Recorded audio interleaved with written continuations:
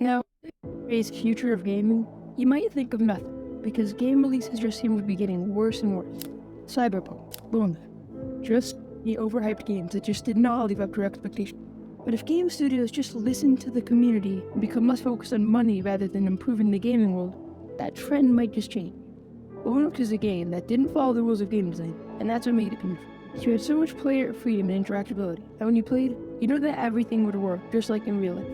And you can do whatever you want with whatever you want. You might be saying, well, Boneworks is like Boneworks, but newer. So wouldn't it be a better representation of the future of gaming? Shut up, shut up, shut up. You're wrong, right? And you were never right. No, really? Boneworks missed out on the non-linearity that Boneworks had. So here's why Boneworks represents what the future of gaming could be with Minecraft 2. Side note, Thrillseeker has a similar video talking about how Boneworks was revolutionary and completely different. Pretty much the first thing you notice in playing Boneworks is the insane amount of interactability. Everything, and I mean everything, is usable in as physics. You can pick up a magazine and it will fold, but you wouldn't even be able to pick it up in most games. The monkey is more fun the entirety of some more conventional games. You can dangle it, swing it either way, and it will behave correctly. The average VR game would have fixed grab weights, like the grip on a gun, which makes everything much more predictable and easy to rig and animate.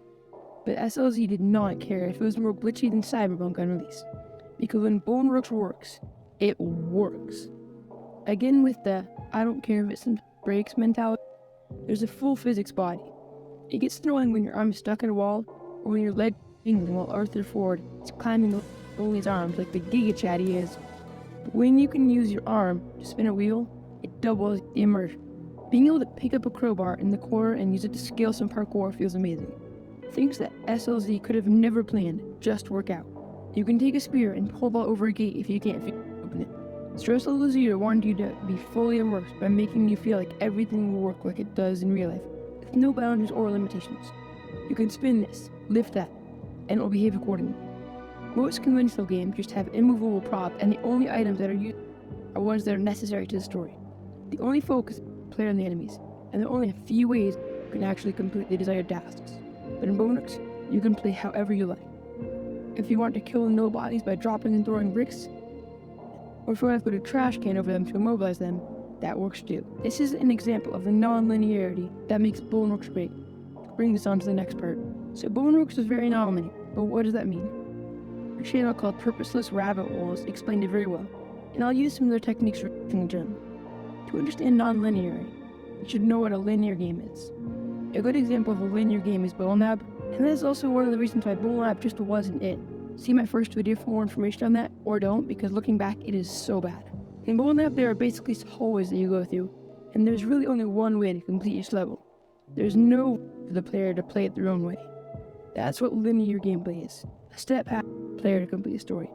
And in contrast, Minecraft is one of the least linear games. Pretty much infinite ways to beat the Ender Dragon. One of the levels in Boneworks that shows off its great non-linearities where so many different ways to the end. Simply put, there's a start and an end, various things in between, and you just forge your own way through it however you want. This is why I didn't use Boneworks in the video as a representation, because Boneworks took a step backwards in the story and made the levels much more boring. It's also made it less interactable and fun because you don't have a chance to break a window, climb on a roof, and avoid. In Boneworks, no answer's wrong. Just play however you want. But in Boneworks, there's no choice to get wrong. The future of gaming if the perfect game had already released in 2019. And Boneworks does have some things that could have been better. So hear me out. Mine. Now I know you're probably thinking, we were talking about the future of gaming. So how would a decade-old game apply here? Next you're going to be saying that the original Doom was better than Modern Warfare 2. Minecraft still has something over practically any other game. A true sandbox. In Minecraft you can literally do anything. Destroy this. Build this. Destroy a mountain. Build another mountain. Make a machine. Anything in the world can be changed by the player. Imagine a game like Boneworks where everything just feels right.